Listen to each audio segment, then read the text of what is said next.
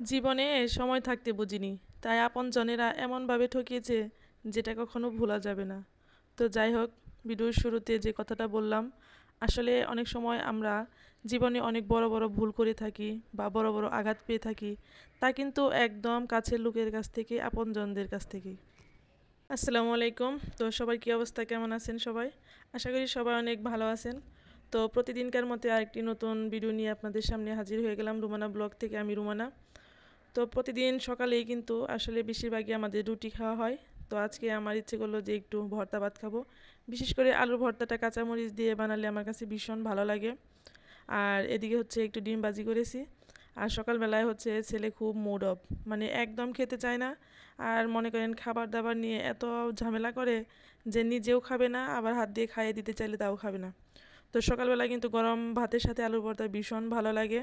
তো কার কার কাছে আলু ভর্তা দিয়ে গরম ভাত ভালো লাগে তা কিন্তু কমেন্ট করে অবশ্যই জানাবেন।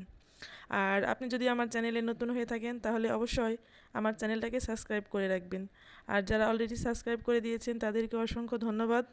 আর আমার ভিডিওতে যদি আপনাদের কোনো অংশে ভালো লেগে থাকে তাহলে কিন্তু অবশ্যই কমেন্ট করে জানাবেন। তো যেটা বলতেছিলাম সেই কথায় আবার ফিরে যাই। যাদের সবচেয়ে বেশি বিশ্বাস করি, যাদের সবচেয়ে আপন মনে করি, অনেক সময় তারাই হয়ে ওঠে আমাদের জীবনের সবচেয়ে কষ্টের কারণ। কথাটা একটু মিলিয়ে দেখবেন, ঠিক বললাম কি ভুল বললাম। আর সবচেয়ে বড় কথা হচ্ছে, কাছের লোকেরাই কিন্তু সবসময় আপনার ক্ষতি করবে, দূরের লোকেরা কখনো আপনাকে ক্ষতি করবে না। আর সময় থাকতে বুঝি না তাদের মুখের হাসির আড়ালে কতটা বিষ লুকিয়ে ছিল।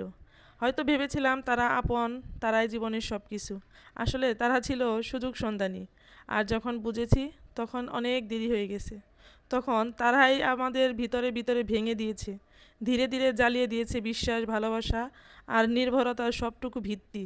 সত্যি কথা বলতে আজকে এই কথাগুলো বলতে গিয়ে ভীষণ মনে পড়ছে তাদের কথা, তাদের অতীতের কথা। একটা সময় মনে হয়েছিল যে আমি ছাড়া তাদের জীবনে কিছুই নেই। আর এখন আমি তাদের বিষ। তাদের কাছে মনে হয় আমি একটা জুলুম। তো যাই হোক, আমার কথাগুলো যদি আপনাদের কোনো কিছু খারাপ লেগে থাকে অবশ্যই ক্ষমার দৃষ্টিতে দেখবেন। আর যদি কথাগুলো বাস্তবতায় মানে বাস্তব বলে থাকি তাহলে অবশ্যই কমেন্ট করে জানাবেন। এই ভিডিওটা আসলে তাদের জন্যই যারা আজও বিশ্বাস করে গেছে ভুল মানুষকে, যারা ভেবেছিল কিছু মানুষ হৃদয়ে থাকবে আজীবন, কিন্তু তারা সময় বুঝে এমনভাবে ঢুকেছে যে সেটা শুধু শরীর নয়, আত্মা পর্যন্ত ব্যাধিত করেছে। সত্যি কথা, আপনি যদি কখনো এই কষ্টটার মধ্য দিয়ে গিয়ে থাকেন তাহলে আমার এই ভিডিওর কথাগুলো আপনি অবশ্যই বুঝতে পারবেন।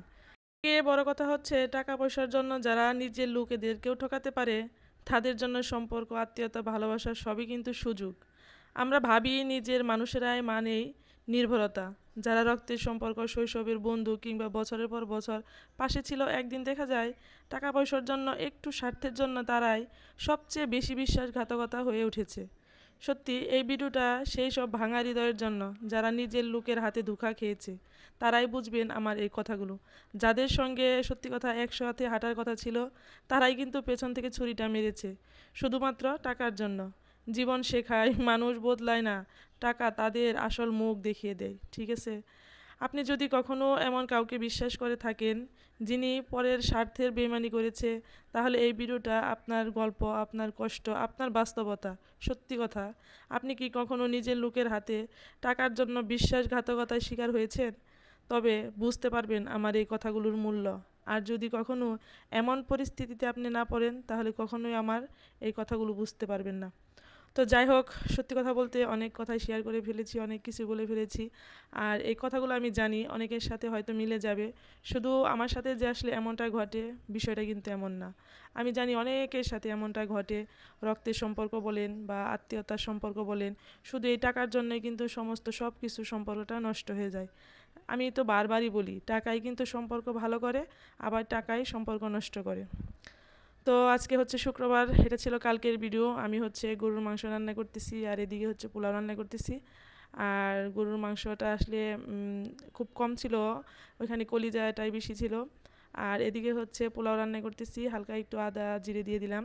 এটা দিলে আর কি ভালো লাগে। আর এই চাউলটা কিন্তু একদম পিওর, মানে হচ্ছে এটা গ্রামগঞ্জের যে গৃহস্থলীরা যে বিক্রি করে সেই চাউল। অবশ্য আমার ছেলেরা প্লাস আমরা ফ্যামিলির সবাই হচ্ছে কিনা প্যাকেটের যে চাউলটা ওটা আসলে খেতে ভালোবাসি না। মূলত এটা খেতে ভীষণ ভালো লাগে। আর সবচেয়ে বড় কথা এটা খেতেও ভালো লাগে, এই কারণেই চাউলটা একদম আঠা আঠা হয়, মানে একদম অন্যরকম একটা ঘ্রাণ স্বাদ আসে। আর যেহেতু অনেক কথাই বললাম, জানি না কথাগুলো দ্বারা কেউ কোনো যদি কষ্ট পেয়ে থাকেন অবশ্যই ক্ষমার দৃষ্টিতে দেখবেন। কাউকে কষ্ট দেওয়ার জন্য বা কাউকে আঘাত দেওয়ার জন্য কথাগুলো বলিনি, একদম বাস্তবতা থেকে এই কথাগুলো বলেছি। মানুষ আজকালকে এমনভাবে ঠকায়, এমন যত্ন করে ঠকায় যে আপনি কখনো কল্পনাই করতে পারবেন না যে আপনি এর দ্বারা কখনো ঠকবেন। আরেকটা কথা বলি, দেখবেন মানুষ কিন্তু বেশিরভাগ সময় বলে যে রক্ত কখনো ভুলে যায় না, রক্ত 20 বছর পরে আসলেও ফিরে আসে, এ ধরনের কথা বলে। হ্যাঁ, এটা ঠিক, রক্ত 20 বছর পরে ফিরে আসে, 30 বছর পরে ফিরে আসে। তবে এটা মনে রাখবেন, যত্ন করে কিন্তু আপনাকে রক্তই ঠকায়, অন্য কেউ ঠকায় না। তো ঠিক আছে, তো যাই হোক, আমার ফাটা বাঁশের গলা দিয়ে আপনাদের কাছে অনেক কিছু শেয়ার করি। এই শেয়ারের মানে যদি আপনাদের বিরক্ত লেগে থাকে অবশ্যই ক্ষমার দৃষ্টিতে দেখবেন। আর যদি ভালো লেগে থাকে অবশ্যই কিন্তু লাইক কমেন্ট করে অবশ্যই জানাবেন। আর এদিকে হচ্ছে পোলাওর মধ্যে আমি ঘি দিয়ে দিচ্ছি। আর সত্যি কথা বলতে খিচুড়িতে গরুর মাংস বলেন, পোলাও বলেন, ঘি না দিলে মোটেও ভালো লাগে না। আর আরেকটা জিনিস আপনাদের সাথে শেয়ার করব, এই যে মোড়াটা দেখতেছেন, ঠিক এই মোড়ার এখানে বসে আমি হচ্ছে, আর এখানে ফোন থাকে। আমার দিনের বেশিরভাগ, রাতের বেশিরভাগ সময় কাটে শুধু এইখানে বসে। সত্যি কথা বলতে আমি খাটে বা চেয়ার টেবিলে বসলে না আমার ভালো লাগে না, এই মোড়ায় বসতে কেন জানি না এত ভালো লাগে। আর চেয়ার টেয়ারে বসলে আমার কেমন জানি ঘুম আসে। আর যেহেতু আমি একটা ভারী মানুষ, চেয়ারে বসলে পায়ে একদম ভারী হয়ে যায়, আর খাটে বসলে ঘুম আসে, তাই বাচ্চাদের মতো এইখানে বসে বসে তারপরে আমি ফোন টিপি। তো সবাই তো দেখতে পেলেন আপনাদের সাথে আমি কোথায় বসে বসে বেশিরভাগ সময় কাটাই। যাই হোক, আজকে কিন্তু প্রচুর বৃষ্টি, একদম সকাল থেকে শান্ত পরিবেশ, বৃষ্টি। আর এদিকে হচ্ছে গরুর মাংস, পোলাও, ব্যাপারটা একটু জমে গেছে, কারণ গরমের মধ্যে না পোলাও খেলে কিন্তু অনেক খারাপ লাগে বা খেতেও ভালো লাগে না। আর দেখেন পোলাওটা একদম নরম তুলতুলে হয়ে গেছে।